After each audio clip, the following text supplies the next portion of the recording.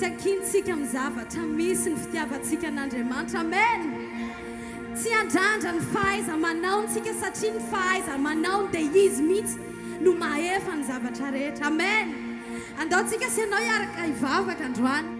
Raha sitraka ao dia atsanganao any amin'ny lanitra ny tananao. Ndao hitsangana anaja an'Andriamanitra isika. Tsy fombafomba-pivavahana fa fanajantsika azy. Dia ndaontsika hiara-merina izao vavaka izao hoe Jesosy a, tsy mifantoka amin'ny zavatra hainao atao aho, satria fantatra androany fa ny lehibe indrindra, ny mafy indrindra no efa niaretanao ahy. Fa androany a Jesosy a, raha hideranao, raha ilaza fa hainao atao ny zavatra rehetra, dia tsisy tsoe satria no ny amin'ny filako,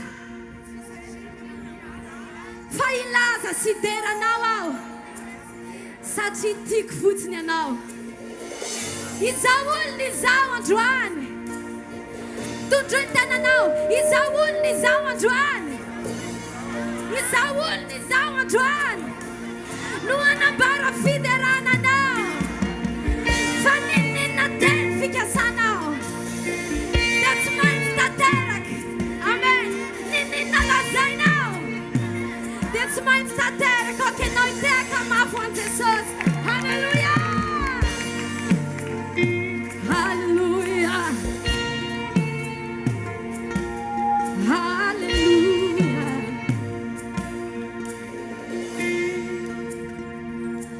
Ianao no alfa laitsy miova, ianao omega mandrakizay, manjaka mikery anao tompo, andriamanitry ny fagagany, tompo tsy tolay avy indrindra, andriamanitry ny tiay atao, rehefa miteny anao tompo, tsisy mato hitranao, hainao atao. Amen. Hainao atao ny zavatra rehetra, hainao atao tompo, hainao atao ny zavatra rehetra.